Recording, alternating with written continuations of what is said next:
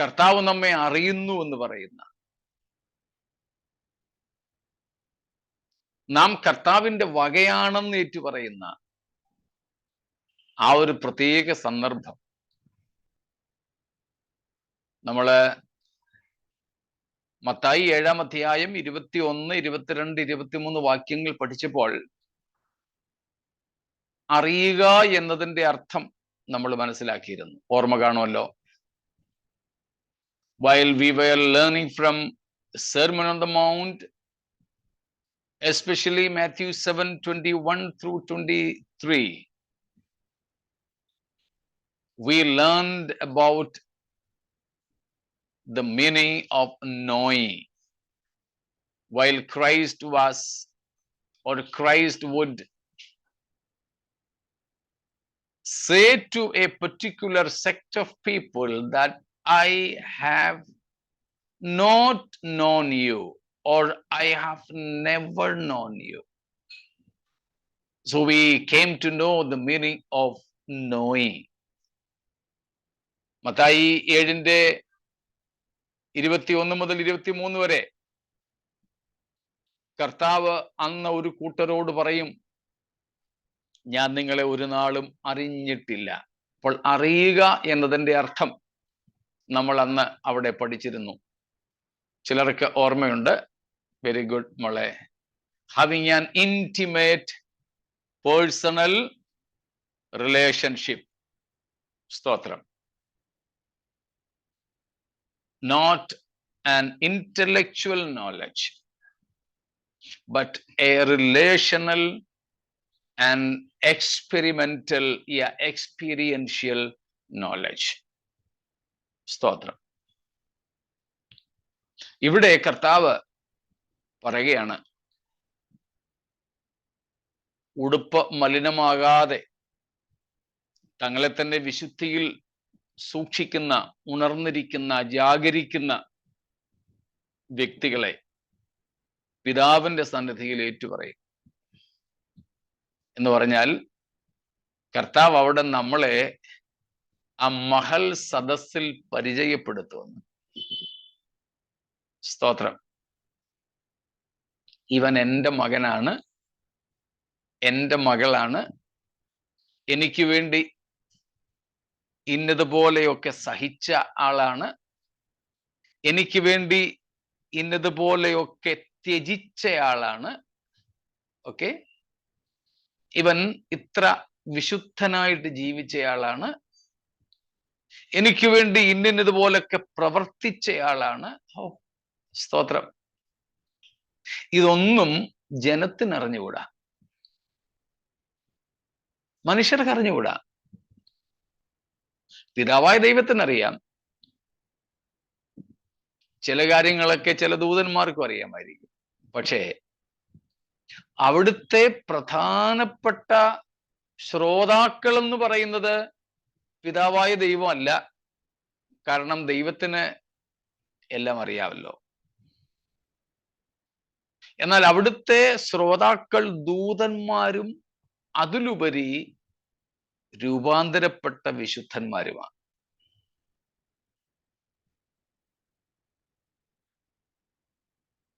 ഒരുപക്ഷെ ദൂതന്മാരെക്കാൾ എണ്ണത്തിൽ കൂടുതലായിരിക്കും വിശുദ്ധന്മാരെന്ന് ഞാനങ്ങ് ചിന്തിച്ചു പോവുകയാണ്. എണ്ണമറ്റ ഈ വിശുദ്ധന്മാരാരും എൻ്റെ രഹസ്യ ഭക്തി ജീവിതത്തെ കുറിച്ച് അറിവില്ലാത്തവരാ. How pious I was inwardly, nobody knows.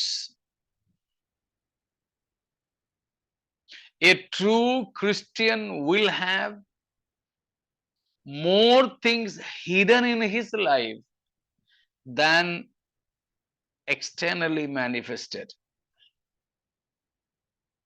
Just as an iceberg, majority of an iceberg,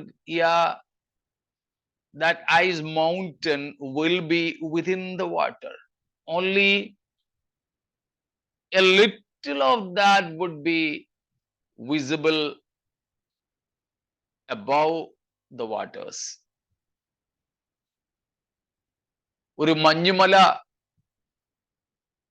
കടലിൽ ഒഴുകി വന്നാൽ അതിന്റെ ഒരല്പം മാത്രമേ മുകളിൽ കാണൂ. ബാക്കി ഏറിയ ഭാഗവും വെള്ളത്തിന് അടിയിലായിരിക്കും എന്നതുപോലെ ഒരു യഥാർത്ഥ ക്രിസ്തു ഭക്തന്റെ ഭക്തിയുടെ ജീവിതം അല്പം മാത്രമേ പൊതുജനത്തിന് അറിയാമായിരിക്കുള്ളൂ. അവന്റെ ഭക്തി ആന്തരികമാണ്. അവൻ അകമേ യഹൂദനായവനാണ്, പൗലോസിന്റെ ഭാഷയിൽ പറഞ്ഞാൽ. ഹൃദയപരിച്ഛേദനയേറ്റവനാണ്, സർക്കംസിഷൻ ഓഫ് ദ ഹാർട്ട്. ഹൃദയപരിച്ഛേദനയേറ്റവനാണ്. അത് പുറമെ ആരും കാണുന്നില്ല. പക്ഷേ അതെല്ലാം ഒരു സംഗതിയും വിടാതെ പിതാവായ ദൈവവും, അതായത് ത്രിയേക ദൈവവും ദൂതന്മാരും കൂടെ ഇരിക്കുന്ന ആ വലിയ വിശുദ്ധന്മാരുടെ സദസ്സിൽ വെച്ച് ഓരോ ഭക്തനെ എഴുന്നേൽപ്പിച്ച് നിർത്തി, എന്ന് പറഞ്ഞാൽ മാറ്റി നിർത്തി, യേശു കർത്താവ് തന്നെ ആ വ്യക്തിയെ കുറിച്ചുള്ള കാര്യങ്ങൾ ഇങ്ങനെ അങ്ങോട്ട് വെളിപ്പെടുത്തും. സ്തോത്രം. നമ്മുടെ ഇടയിലൊക്കെ ഉണ്ടല്ലോ, കല്യാണം നടക്കുകയാണെങ്കിൽ പെണ്ണിനെയും ചെറുക്കനെയും ഇൻട്രൊഡ്യൂസ് ചെയ്യുക എന്നൊരു പരിപാടി, ആശംസ അറിയിക്കുക എന്നൊരു പരിപാടി. ആ സമയത്തൊക്കെ ചിലർ പറയും, നിങ്ങൾക്ക് ആർക്കും അറിഞ്ഞുകൂടാത്ത ചില കാര്യങ്ങൾ എനിക്ക് ഇയാളിനെ കുറിച്ച് പറയാനുണ്ട്. ചിലർ മരിച്ചു കിടക്കുമ്പോൾ അങ്ങനെയൊക്കെ ചെയ്യാറുണ്ട്.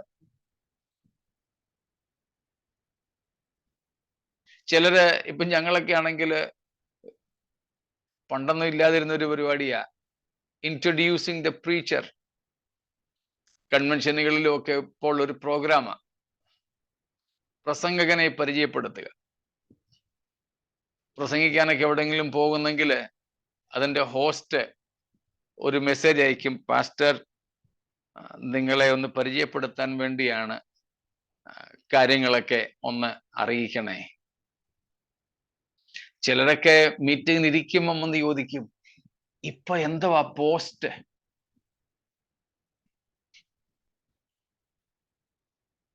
ഔദ്യോഗിക സ്ഥാനം വല്ലതും ഉണ്ടോ? ഇല്ല, ഇപ്പൊ ഒന്നുമില്ല. ഇപ്പൊ എക്സ് എന്തൊക്കെയാ?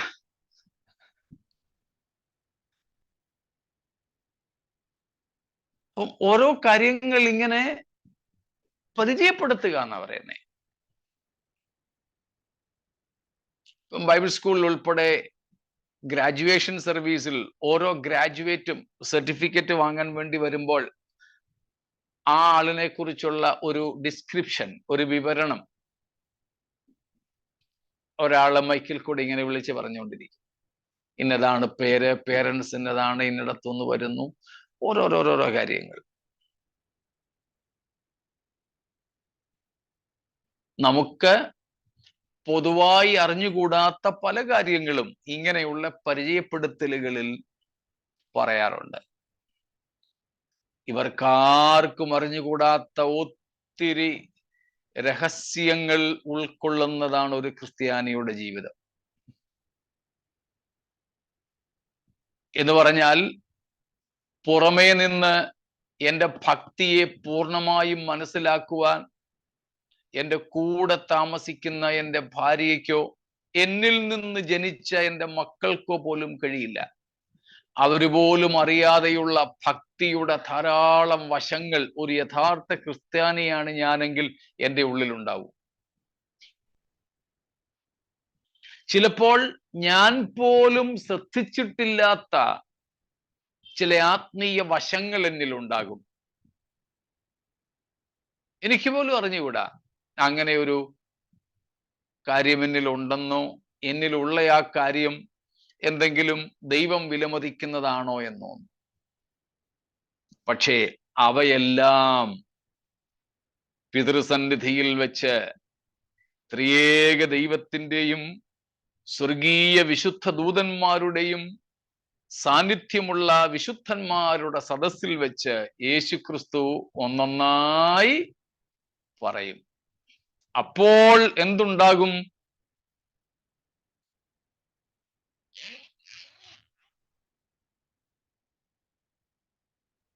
പുകഴ്ച ഉണ്ടാവും. Praise God. അപ്പോൾ നമുക്ക് കർത്താവിൽ നിന്ന് പുകഴ്ച ഉണ്ടാകും. സ്തോത്രം. കർത്താവിൽ നിന്ന് പുകഴ്ച ഉണ്ടാകും. Praise God. നമ്മൾ ഒത്തിരി വായിച്ചിട്ടുള്ള വാക്യമായതുകൊണ്ട് ഞാൻ വായിപ്പിക്കാഞ്ഞത്. ജയക്കുട്ടിച്ചാൻ നല്ല ശരിയായ ഉത്തരം തന്നെ പറഞ്ഞു. എങ്കിലും അത് എഴുതുന്നവർക്ക് വേണ്ടി 1 കൊരിന്ത്യർ ലേഖനം 4:5 വാക്യം, 1 Corinthians 4:5, അതിന്റെ അവസാന ഭാഗമാണ് നമ്മൾ ഇപ്പോൾ പറഞ്ഞത്.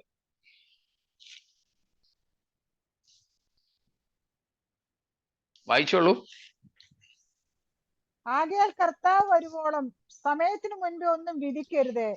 അവൻ ഇരുട്ടിൽ മറഞ്ഞിരിക്കുന്ന വെളിച്ചത്താക്കി ഹൃദയങ്ങളുടെ ആലോചനകളെ വെളിപ്പെടുത്തും. അന്ന് ഓരോരുത്തരെ ദൈവത്തിങ്കിൽ നിന്ന് പുകഴ്ചയുണ്ടാകും.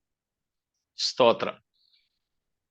അന്ന് എന്ന് നമ്മുടെ ഹൃദയത്തിന്റെ രഹസ്യങ്ങളെയും ആലോചനകളെയും പോലും ദൈവം വെളിച്ചത്താക്കുന്ന സമയത്ത് ദൈവത്തിൽ നിന്ന് ഓരോരുത്തന് പുകഴ്ചയുണ്ടാകും. എനിക്ക് ഓർമ്മയുണ്ട്, എനിക്ക് തോന്നുന്നു 2000-ലോ മറ്റുമാണ്,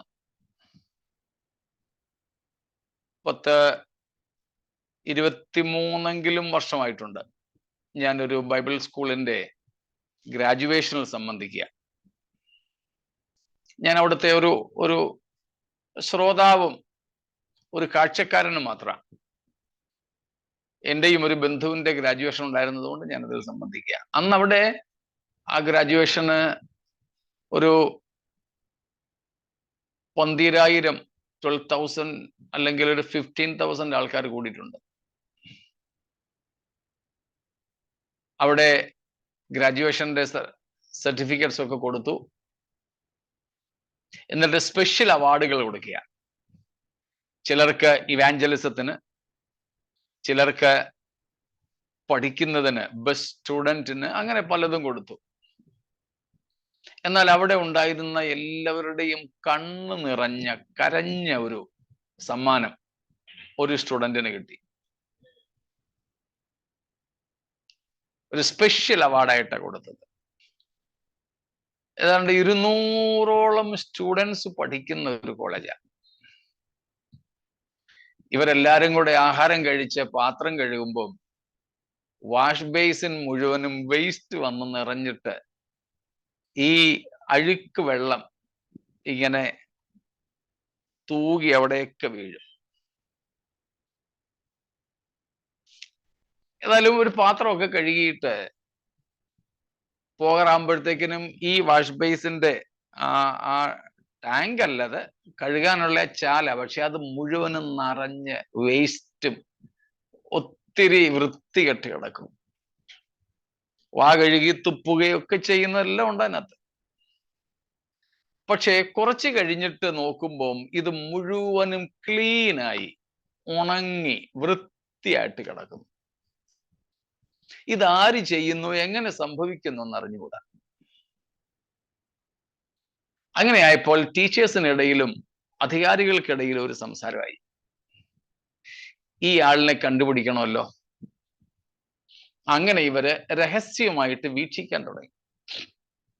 അപ്പോൾ ഒരു സഹോദരൻ, ബാക്കി എല്ലാവരും ആഹാരമൊക്കെ കഴിഞ്ഞിട്ട് ലൈബ്രറിക്ക് മുൻപ് വിശ്രമിക്കാൻ പോകും, ഉറങ്ങാൻ പോകും.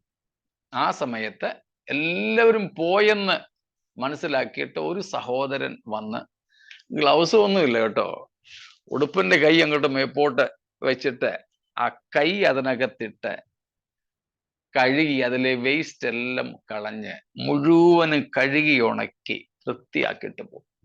ഒരു ദിവസം കണ്ടു, 2 ദിവസം കണ്ടു, പല ദിവസങ്ങൾ കണ്ടു. വേറെ ആരോടും ഇവർ പറഞ്ഞില്ല. അന്ന് ഗ്രാജുവേഷനിൽ വെച്ചാണ് ഈ സ്റ്റുഡന്റിന് പോലും ഇങ്ങനെ ഒരു അവാർഡ് കൊടുക്കുന്നു എന്ന് മനസ്സിലായത്. ആൾക്കാരൊക്കെ എഴുന്നേറ്റ് നിന്ന് കൈയടിച്ചു. പലരുടെയും കണ്ണ് നിറഞ്ഞുപോയി. ആ വൃത്തികേട് എനിക്ക് ഇവിടെ മൊത്തം പറയാൻ ഒക്കത്തില്ല. ഞാനും ഹോസ്റ്റലിലൊക്കെ താമസിച്ചിട്ടുള്ളതാ. ഒരു കല്യാണത്തിനൊക്കെ തന്നെ ഇതുപോലെ സംഭവിച്ചാൽ എന്താണെന്ന് നിങ്ങൾക്ക് ചിന്തിക്കാമല്ലോ. ഈ സമ്മാനം വാങ്ങാനോ ഇദ്ദേഹത്തെ രഹസ്യമായിട്ട് വീക്ഷിക്കാനോ ഒന്നുമല്ല ചെയ്തത്.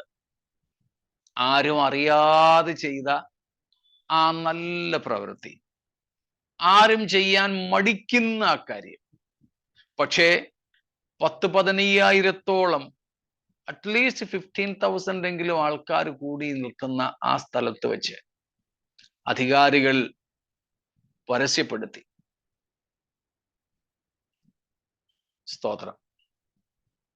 ഇപ്പം 10,000-15,000 പേരൊക്കെ ഗ്രാജുവേഷൻ വന്നെന്ന് പറഞ്ഞാൽ അതിശയിക്കല്ലേ? നവാപൂർ കൺവെൻഷനിൽ വെച്ച് നടന്ന കാര്യമാണ് ഞാൻ ഈ പറയുന്നത്. നോർത്ത് ഇന്ത്യയിലെ ഏറ്റവും വലിയ ക്രൈസ്തവ കൺവെൻഷനാണത്. ഇപ്പോൾ 30,000-ലധികം ആൾക്കാർ കൂടും. അന്നത്തെ കാര്യമാണ്. 10,000-ന് മുകളിലാണ് അന്നത്തെ ആൾക്കൂട്ടം.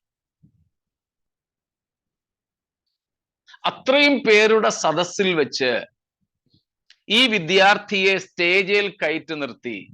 ചീഫ് ഗസ്റ്റ് ഉണ്ട്, ആ സ്ഥാപനത്തിന്റെ ഫൗണ്ടർ പ്രസിഡന്റ് ഉണ്ട്, സ്പോൺസേഴ്സ് ഉണ്ട്. ഇങ്ങനെ എല്ലാവരും കൂടിയിരിക്കുന്ന ഒരു സദസ്സിൽ ഈ സഹോദരനെ പിടിച്ച് മുമ്പിൽ നിർത്തിയിട്ട് പ്രിൻസിപ്പലോ, എനിക്ക് തോന്നുന്നു ഇപ്പോൾ കർത്താവിൽ വിശ്രമിക്കുന്ന ഡോക്ടർ തോമസ് മാത്യു ആയിരുന്നോ അത് ചെയ്തതെന്ന് കൃത്യമായിട്ട് ഓർക്കുന്നില്ല. 10-23 വർഷം കഴിഞ്ഞു. ഏതായാലും ആ ഒരു പ്രധാനപ്പെട്ട വ്യക്തി ഈ വിദ്യാർത്ഥിയെ വിളിച്ച് മുമ്പിൽ നിർത്തി തോളത്തെ കൈയിട്ട് ഈ വിദ്യാർത്ഥി ചെയ്തത് അന്ന് പരസ്യപ്പെടുത്തിയപ്പോൾ ഈ വിദ്യാർത്ഥിക്കും പൊട്ടിക്കരയാതിരിക്കാൻ കഴിഞ്ഞില്ല. അവതരിപ്പിച്ച സാറും കരഞ്ഞു, കേട്ടിരുന്നവരൊക്കെ കരഞ്ഞു. ആ സഹോദരനോട് ആൾക്കാർക്ക് തോന്നിയ ബഹുമാനമുണ്ടല്ലോ, പറഞ്ഞറിയിക്കാൻ ഒക്കത്തില്ല.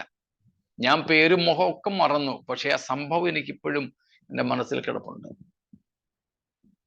ഇതുപോലെ നമ്മൾ കർത്താവിന് വേണ്ടി ചെയ്തത്, സഹിച്ചത്, നഷ്ടപ്പെടുത്തിയത്,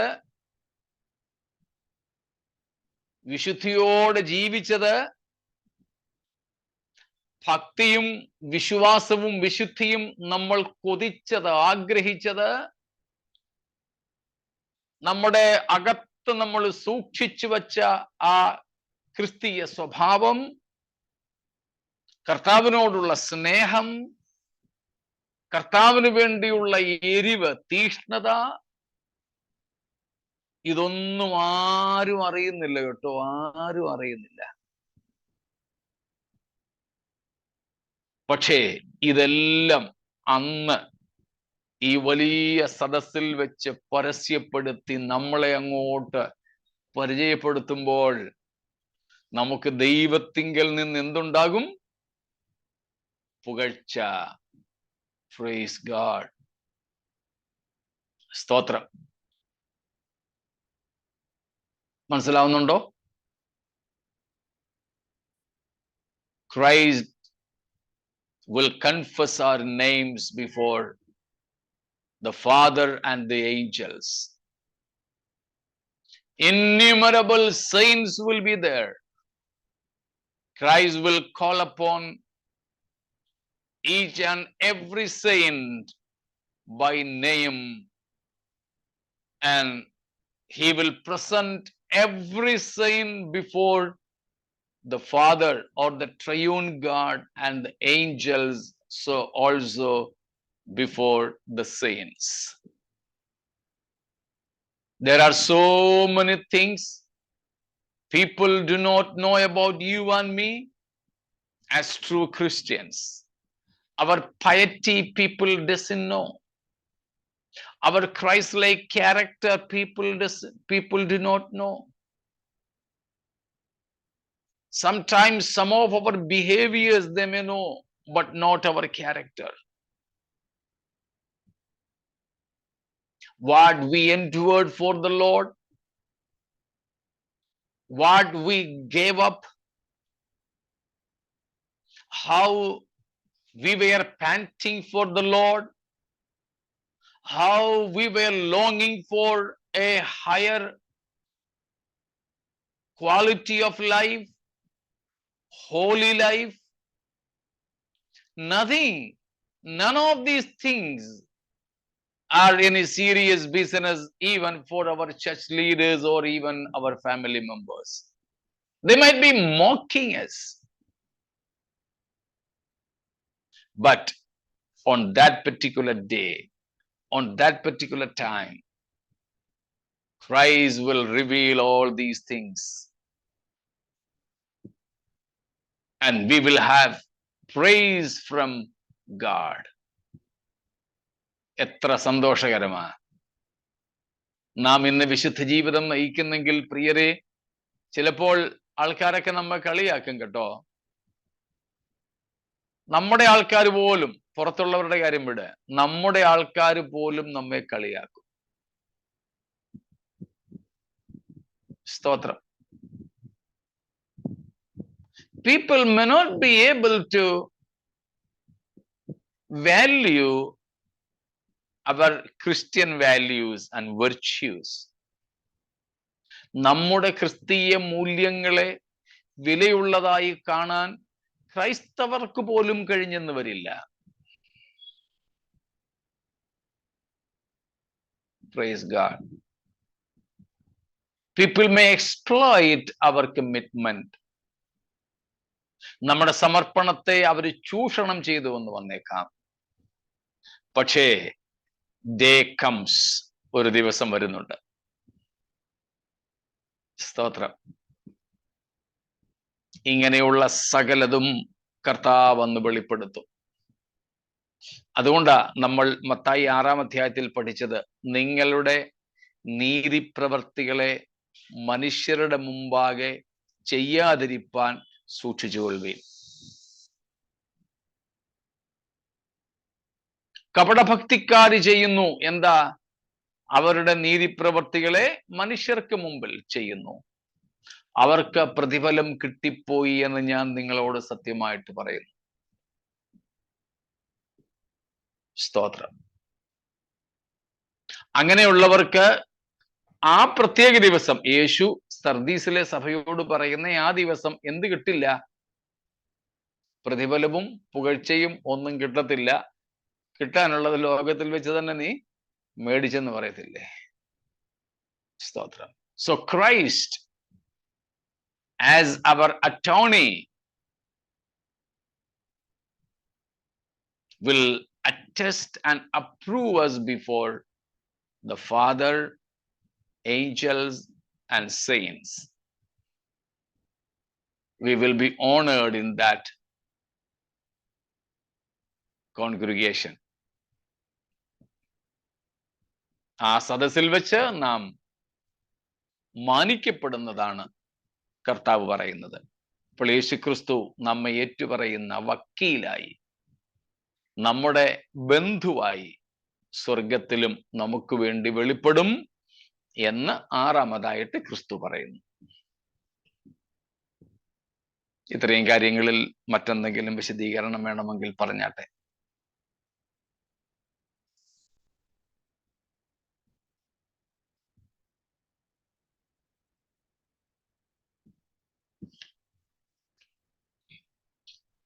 ഒന്നുമില്ല. ഈ 6-ലധികം കാര്യങ്ങൾ എന്തെങ്കിലും യേശുവിനെ കുറിച്ച്, കർത്താവിന്റെ പരിചയപ്പെടുത്തലിനെ കുറിച്ച് നിങ്ങൾക്ക് ആർക്കെങ്കിലും വല്ല വെളിപ്പാട് അവിടെ നിന്ന് കിട്ടിയെങ്കിൽ അതും കൂടെ പങ്കുവച്ചാൽ എനിക്കും കൂടെ ഉപകാരമായിരിക്കും.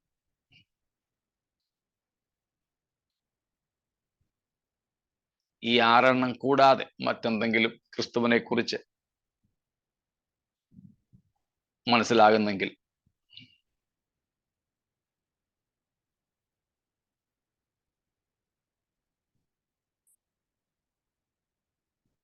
അങ്ങനെയൊന്നുമില്ല എങ്കിൽ നമുക്ക് അടുത്തതായിട്ട് നോക്കാം. The commendation സഭയെ യേശു കർത്താവ് എങ്ങനെയാണ് അവതരിപ്പിക്കുന്നത്? What is the status of the church? സഭയുടെ അവസ്ഥ എന്ത്? സഭയുടെ അവസ്ഥയിൽ ആദ്യം യേശുക്രിസ്തു സർദീസ് സഭയെ അഭിനന്ദിക്കുന്ന കാര്യങ്ങൾ നോക്കാം. The status of the church at Sardis. And initially we will see the commendation Christ makes, the positive comments about the church at Sardis. സ്തോത്രം. എന്താ പറയുന്നത്? ഉടുപ്പ് മലിനമാകാത്തവർ. സ്തോത്രം. 4-ാമത്തെ വാക്യം വായിച്ചാട്ടെ, വേഴ്സ് 4. എങ്കിലും ഉടുപ്പ് മലിനമാകാത്ത കുറെ പേർ സർദീസിൽ നിനക്കുണ്ട്. അവർ യോഗ്യന്മാരാകിയാൽ വെള്ള ധരിച്ചുകൊണ്ട് എന്നോട് കൂടെ നടക്കും. സ്തോത്രം. നമ്മൾ നേരത്തെ തുയഥൈര സഭയിൽ കണ്ടതുപോലെ സഭയെ അല്ലെങ്കിൽ സഭയിലെ കുറച്ചു പേർ ഉടുപ്പ് മലിനമാകാതെ തങ്ങളെ തന്നെ വിശുദ്ധിയിൽ സൂക്ഷിച്ച ഒരു ശേഷിപ്പായിട്ടുണ്ട്. അതാണ് കർത്താവ് ഇവിടെ പറയുന്നത്. Just as in the case of Thyatira, here we have in Sardis too a remnant who were not included or numbered among those who soiled their garments, defiled their garments. തങ്ങളുടെ വസ്ത്രം അഴുക്കാക്കിയ സർദീസിലെ ഒരുപക്ഷെ ഭൂരിപക്ഷത്തോടൊപ്പം കൂടാതെ മാറി നിന്ന ഒരു ന്യൂനപക്ഷം, ഉടുപ്പ് മലിനമാകാത്തവർ. സ്തോത്രം. ആ വിഷയത്തിൽ കർത്താവ് സഭയെ ശ്ലാഘിക്കുന്നു, കർത്താവ് അവരെ അഭിനന്ദിക്കുന്നു. Praise God. Here we have a silver ray in the gloom of darkness. വളരെ പരിതാപകരമായ ഇരുട്ട് നിറഞ്ഞ സർദീസിന്റെ അനുഭവത്തിൽ ഒരു വെള്ളിക്കിരണമാണ് ഇവിടെ ഉള്ളത്. എ സിൽവർ റേ നമുക്കിവിടെ കാണാൻ പറ്റും. That is you have A remnant. നിനക്കൊരു ശേഷിപ്പുണ്ടത്രേ. സ്തോത്രം. ഒരു ശേഷിപ്പ്. ഉടുപ്പ് മലിനം ആകാത്തവർ. സ്തോത്രം. ഉടുപ്പ് മലിനമാകാത്തവർ. ഉടുപ്പിന്റെ അർത്ഥം നമ്മൾ നേരത്തെ ചിന്തിച്ചിട്ടുണ്ട്. സ്തോത്രം. എന്താണ്? Here it is their life. ഉടുപ്പിന്റെ ഇവിടുത്തെ അർത്ഥം ജീവിതം എന്നങ്ങെടുത്താൽ മതി. Total life, both secular and Sacred. സ്തോത്രം. As we learn from Matthew chapter 6, particularly from verses 19, there is no difference between the sacred life and the secular life of a Christian. Both are of equal importance. ഓർമ്മ കാണുമല്ലോ, മത്തായി 6:19 മുതലുള്ള വാക്യങ്ങൾ നമ്മൾ പഠിച്ചപ്പോൾ ഒരു വിഷയം നമ്മൾ അവിടെ പഠിച്ചത്, ക്രിസ്തീയ ജീവിതത്തിൽ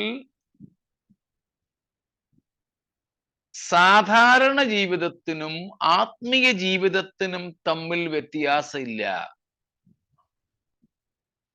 ഒരു ക്രിസ്ത്യാനിയുടെ ആത്മീയ ജീവിതത്തിനും ഭൗതിക ജീവിതത്തിനും ദൈവം തുല്യ പ്രാധാന്യം നൽകുന്നു.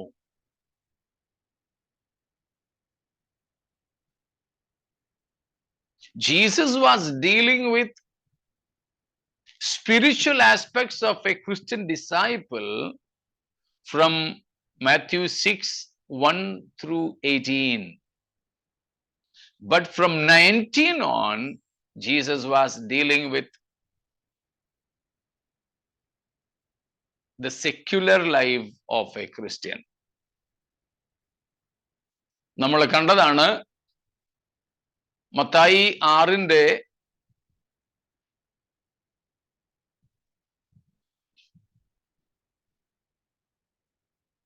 മത്തായി 6-ന്റെ 1 മുതൽ 18 വരെയുള്ള വാക്യങ്ങൾ ഒരു ക്രിസ്തു ശിഷ്യന്റെ ആത്മീയ വിഷയങ്ങളെയാണ് കൈകാര്യം ചെയ്യുന്നത്.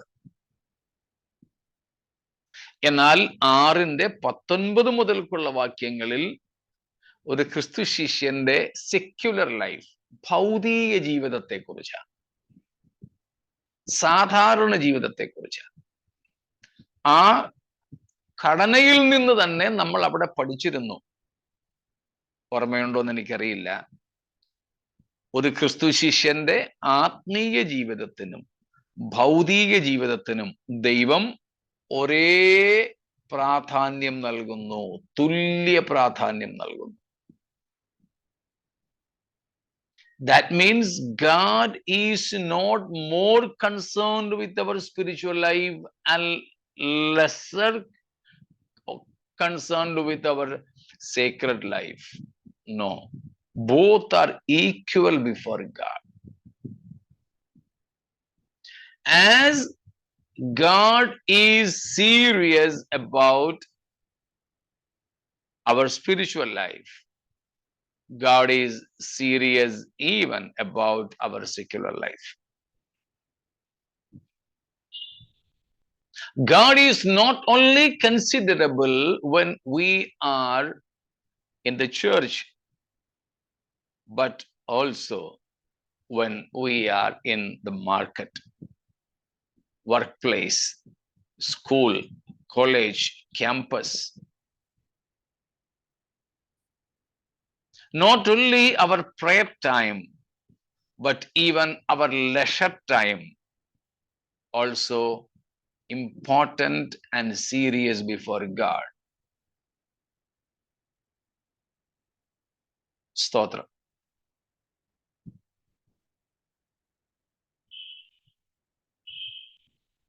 ഇവിടെ ഉടുപ്പ് എന്നത് ശരീരം എന്ന് മാത്രം പറയാൻ പറ്റില്ല. എൻറ്റയർ ലൈഫ്, അതാ ഞാൻ പറഞ്ഞത്, both secular and Sacred. It includes our holistic personality of spirit, soul, and body. That is our entire life. We cannot say only body, no. നമ്മുടെ ആത്മാവും പ്രാണനും ദേഹവും, ഓക്കെ മോനെ, ആത്മാവും പ്രാണനും ദേഹവും ഉൾപ്പെടുന്ന സമ്പൂർണമായ ജീവിതത്തെയാണ് ഇവിടെ ഉടുപ്പ് എന്നതുകൊണ്ട് അർത്ഥമാക്കുന്നത്. ഏതെങ്കിലും ഒരു ഭാഗം മാത്രമല്ല. സ്തോത്രം. ഈവൻ ചരിത്രകാരന്മാർ പറയുന്നു, സാർദീസിലെ ടെമ്പിൾസിൽ, ക്ഷേത്രങ്ങളിൽ, അന്യദൈവ ആരാധനകൾക്ക് പോലും ആൾക്കാര് അഴുക്കുള്ള വസ്ത്രവുമായിട്ട് എത്താൻ പാടില്ലായിരുന്നു. Even in the Gentile temples, worshippers were not allowed with a defiled garment. Even the heathen worship demanded holiness, external holiness or whiteness as a proof of internal holiness. അവിടെ ഉണ്ടായിരുന്ന ജാതീയ ആരാധനാ സ്ഥലങ്ങളിൽ പോലും ആരാധകര് മുഷിഞ്ഞ വസ്ത്രവുമായി പ്രവേശിക്കുവാൻ പാടില്ലായിരുന്നു. നമ്മുടെ നാട്ടിൽ തന്നെ ക്രിസ്തീയ പള്ളികളിലേ ഉള്ളൂ കുളിക്കാതെയൊക്കെ പോകുന്നത്. അക്രൈസ്തവ ദേവാലയങ്ങളിൽ ചുമ്മാതെ വെള്ളം ഒഴിച്ചെങ്കിലും ഒന്ന് കുളിച്ചിട്ടേ പോകൂ. നമുക്കറിയാം, മുസ്ലിം ദേവാലയങ്ങളിൽ കുളിച്ചിട്ട് പോയാലും വീണ്ടും അവർക്കൊരു സെറിമോണിയൽ വാഷിംഗ് ഉണ്ട്. അവർ വീണ്ടും തങ്ങളെ തന്നെ കഴുകി ശുദ്ധീകരിക്കും. വെള്ളം കിട്ടാനില്ലെങ്കിൽ മണലുകൊണ്ട് കഴുകണമെന്നാണ് മുസ്ലിം നിയമം. വെള്ളം കൊണ്ട് കഴുകാൻ കിട്ടുന്നില്ലെങ്കിൽ നിസ്കാരത്തിന് മുമ്പ് മണലുകൊണ്ട് തങ്ങളെ ശുദ്ധീകരിക്കണമെന്ന്. ഉത്തരേന്ത്യയിലൊക്കെ മണൽ കൊണ്ട് കൈ കഴുകുന്ന, പാത്രം കഴുകുന്ന പ്രവണതയുണ്ട്. ഞാൻ കഴുകിയിട്ടുണ്ട്. വെള്ളം വേണ്ട. നമ്മൾ ചായ കുടിക്കുന്ന പാത്രം ഉൾപ്പെടെ ചാരം കൊണ്ടോ പൂഴി മണ്ണുകൊണ്ടോ കഴുകും. ഒരു തുള്ളി വെള്ളം വേണ്ട.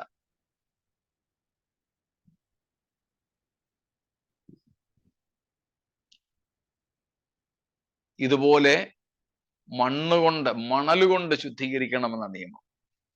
പക്ഷേ നമ്മുടെ ഇടയിൽ അങ്ങനെ ഒരു പ്രവണതയൊന്നും കാണുന്നില്ല. ഒന്ന് കൈയും കാലും കഴുകണം എന്നല്ല ഞാൻ പറഞ്ഞത്. പക്ഷേ കുളിച്ചിട്ടെങ്കിലും പോകുന്ന ഒരു പരിപാടി, ദൈവത്തിന് ശരീരം ഒന്നൊരു വിഷയമല്ലെന്നും പറഞ്ഞ് നമ്മൾ അങ്ങനെ അങ്ങ് പോകും. ഞാൻ ആഗ്രായിലായിരുന്ന സമയത്ത് ഒരു മെത്തഡിസ്റ്റ് ചർച്ചിലെ ഒരു ബ്രദറ്, ഞാനുമായിട്ട് ഒത്തിരി ക്ലോസ് ആയിരുന്നു, ഒരു ഭക്തനായ മനുഷ്യൻ. അദ്ദേഹത്തിന്റെ മാതാപിതാക്കൾ വളരെ ഭക്തരായിരുന്നു. അദ്ദേഹം കുഞ്ഞായിരുന്നപ്പം മാതാപിതാക്കൾ രാവിലത്തെ പ്രാർത്ഥനയ്ക്ക് തട്ടി എഴുന്നേപ്പിക്കും. ഉറക്കപ്പിച്ചയോട് ഉണരുന്നിടത്ത് കിടക്കയിൽ തന്നെ ഇരുന്നുകൊണ്ട് ഇങ്ങനെ അപ്പൻ്റെ അമ്മയുടെയും കൂടെ പ്രാർത്ഥിക്കാനിരിക്കുമ്പോൾ അപ്പൻ തല്ലി ഓടിക്കുവാനെന്ന് പറഞ്ഞടാ, നിന്റെ ടീച്ചർ നിന്നോട് സംസാരിക്കാൻ വന്നാൽ രാത്രി മുഴുവനും ഉറങ്ങിയിട്ട് വായും മുഖവും കഴുകാതെ പോയി സംസാരിക്കോടാ. നീ ദൈവത്തോട് സംസാരിക്കാൻ മുഖം പോലും കഴുകാതെ വന്നിരിക്കാന്നു, പോടാന്നും പറഞ്ഞ് ഓടിക്കുമായിരുന്നു. ബാഹ്യ കഴുകലോ വിശുദ്ധിയോ കൊണ്ട് നമുക്ക് ദൈവത്തിങ്കിലേക്ക് പ്രവേശിക്കാൻ പറ്റില്ലെങ്കിലും അത് ആന്തരിക കഴുകലിന്റെ പ്രതീകമായിട്ടാണ് കണ്ടിരുന്നത്. മനസ്സിലാവുന്നുണ്ടോ? സ്തോത്രം.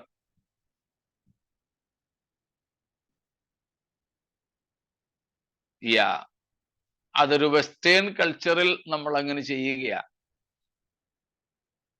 ചെരുപ്പ് പോലും അഴിച്ചു വെക്കുവാൻ വൈമനസ്യം കാണിക്കുന്നത്.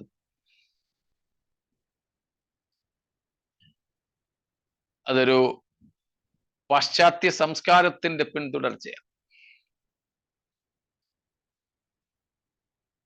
പ്രത്യേകിച്ച് പാശ്ചാത്യ വെസ്റ്റേൺ കൾച്ചറിലൊക്കെ ആണെങ്കിൽ ഈ ചെരുപ്പും ഷൂസും ഒന്നും ഇട്ടുകൊണ്ട് അഴുക്കിനകത്തെങ്ങും പോകുന്നില്ലെന്ന് വെക്കാം. അങ്ങനെങ്കിലും വൃത്തിയുള്ളതാ. നമ്മുടെ ഇവിടെ ഇന്ത്യയെ സംബന്ധിച്ച് അങ്ങനെയല്ല. ഉള്ള മുഴുവൻ ചുമ്മാ റോഡിൽ കൂടെ പോയാൽ മതിയല്ലോ, എല്ലാ അഴുക്കുകളും നമുക്ക് അതിലെല്ലാം ചവിട്ടി തേച്ചതും കൊണ്ടാണ് നമ്മൾ പ്രാർത്ഥനയ്ക്കിരിക്കുന്നത്.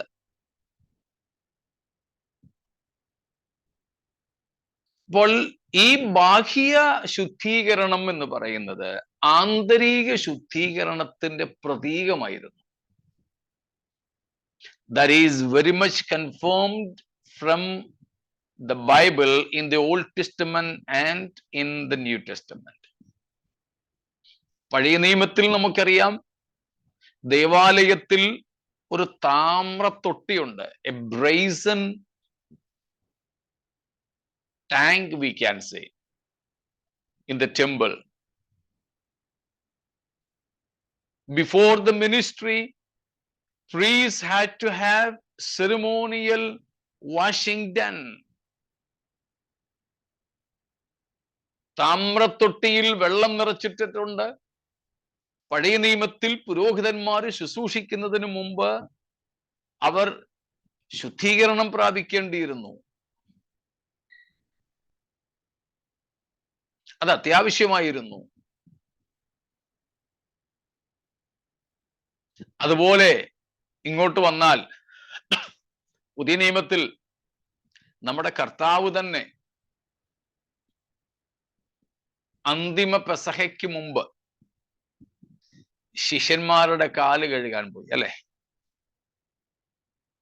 ആ സമയത്ത് പത്രോസ് പറഞ്ഞു, അയ്യോ കർത്താവേ, നീ എന്റെ കാല് കഴുകാന്നോ? പറ്റില്ല.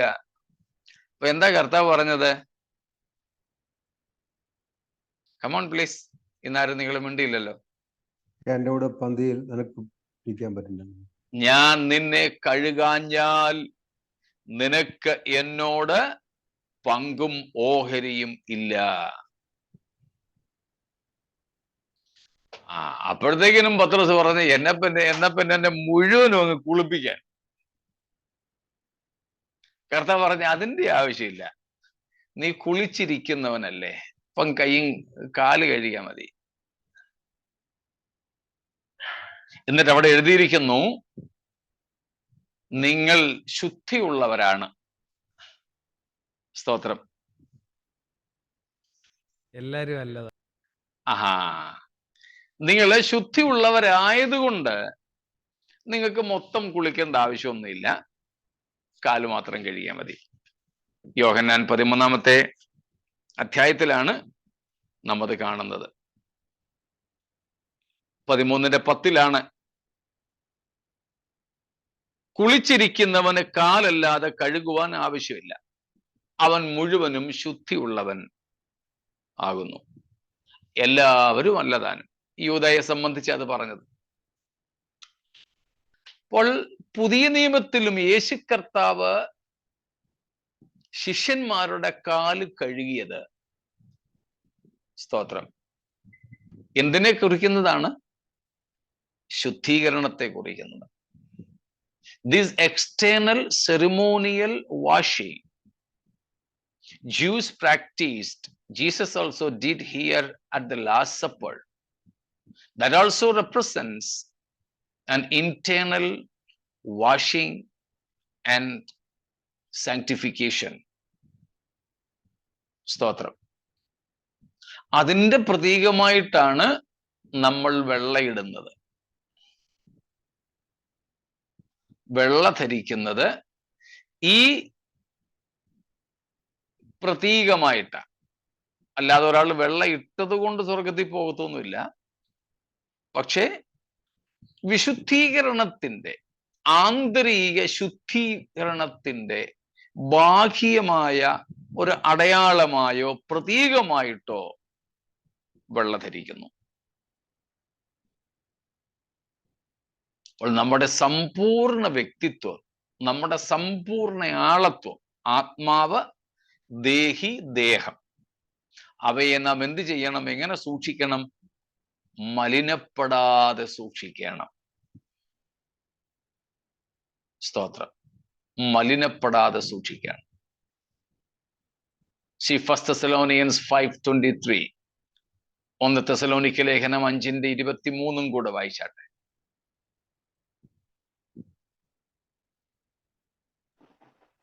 സമാധാനത്തിന്റെ ദൈവം തന്നെ നിങ്ങളെ മുഴുവനും ശുദ്ധീകരിക്കുമാറാകട്ടെ. നിങ്ങളുടെ ആത്മാവും പ്രാണനും ദേഹവും അശേഷം നമ്മുടെ കർത്താവായ യേശുക്രിസ്തുവിന്റെ പ്രത്യക്ഷതയിൽ അനിന്യമായി വെളിപ്പെടുമണ്ണം കാക്കപ്പെടുമാറാകട്ടെ. നിങ്ങളുടെ ആത്മാവും പ്രാണനും ദേഹവും അശേഷം എന്ന് പറഞ്ഞാൽ പൂർണ്ണമായി നമ്മുടെ കർത്താവായ യേശു ക്രിസ്തുവിന്റെ പ്രത്യക്ഷതയിൽ അനിന്യമായി വെളിപ്പെടും വണ്ണം കാക്കപ്പെടുമാറാകട്ടെ. ആത്മാവ് മാത്രം ശുദ്ധീകരിക്കപ്പെട്ടാൽ മതിയോ? പോരാ. ആത്മാവും പ്രാണനും ദേഹവും. അതാണ് holistically we have to be undefiled എന്ന് പറഞ്ഞത്. പൂർണ്ണമായും സമ്പൂർണമായും നമ്മൾ വിശുദ്ധീകരിക്കപ്പെട്ടവരാകണം. പൂർണ്ണ വിശുദ്ധരായി നാം തീരണം. അപൂർണ വിശുദ്ധി എന്നതിൻ്റെ ഒരു നിർവചനമാണിത്.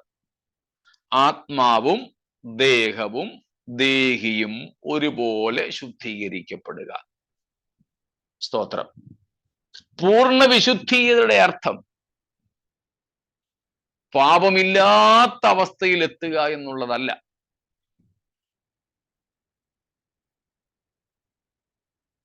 ദൈവം പാപരഹിതനായിരിക്കുന്നത് പോലെ നമ്മൾ പാപമില്ലാത്തവരായി തീരുക എന്നല്ല പൂർണ്ണ വിശുദ്ധി എന്നതിൻ്റെ അർത്ഥം.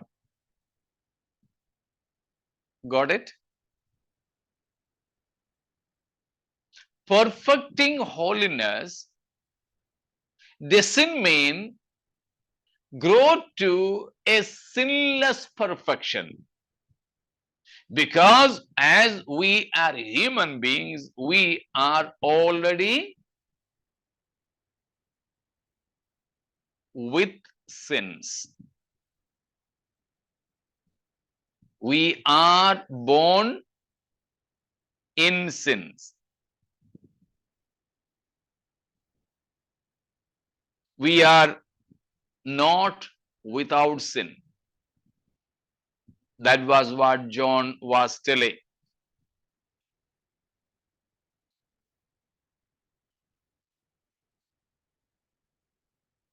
First John 1 verse 8, maybe 7 in Malayalam, no?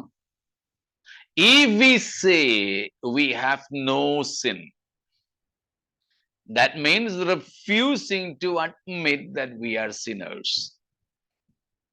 We delude and lead ourselves astray, and the truth is not in us. നമുക്ക് പാപമില്ല എന്ന് നാം പറയുന്നെങ്കിൽ നാം വഞ്ചിക്കപ്പെടുക, നമ്മെ തന്നെ വഞ്ചിക്കുക. അപ്പോൾ ദൈവം നമ്മൾ പൂർണ്ണ വിശുദ്ധരാകുക എന്ന് പറഞ്ഞാൽ അർത്ഥമാക്കുന്നത് പാപരഹിത വിശുദ്ധന്മാരാകുക എന്നുള്ളതല്ല. കൂടെ ഉണ്ടല്ലോ, സംശയമില്ലേ? സ്തോത്രം. കാരണം നാം പാപത്തിൽ ജനിച്ചവരാണ്. ദാവീദ് പറയുന്നത് പോലെ പാപത്തിൽ എൻ്റെ അമ്മ എന്നെ ഗർഭം ധരിച്ചു. നാം ജന്മനാ പാപികളാണ്, കർമ്മണാ പാപികളാണ്. ജനനം കൊണ്ടും പ്രവർത്തികൾ കൊണ്ടും നാം പാപികളാണ്. ആ പാപം നമ്മിൽ വസിക്കുന്നു. നാം രക്ഷിക്കപ്പെട്ട് കഴിഞ്ഞും ആ പാപം നമ്മിൽ വസിക്കുന്നു. വാഴരുത് എന്ന് മാത്രമേ ഉള്ളൂ.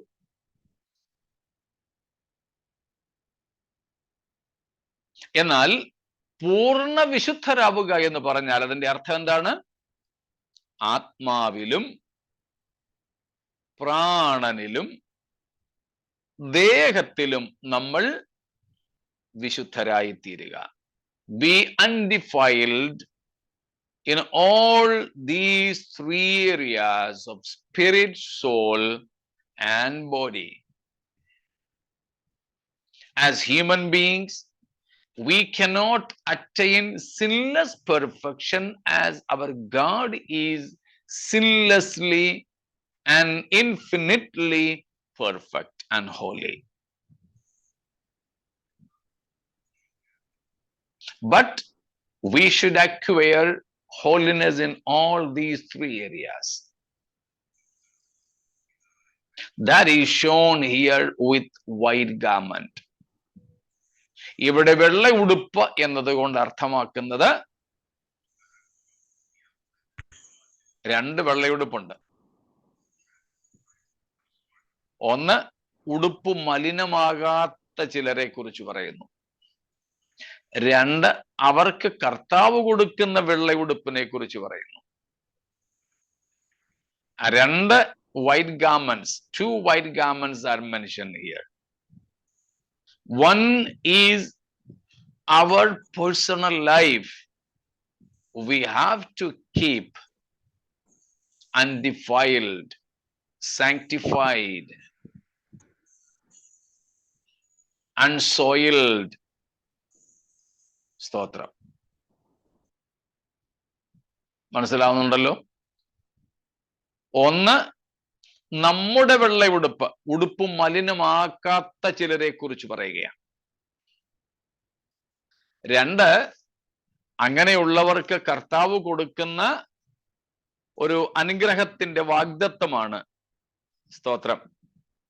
അവർ വെള്ള ധരിച്ചും കൊണ്ട് എന്നോട് കൂടെ നടക്കും. സ്തോത്രം. അപ്പം ഉടുപ്പ് മലിനമാകാതെ ആക്കാതെ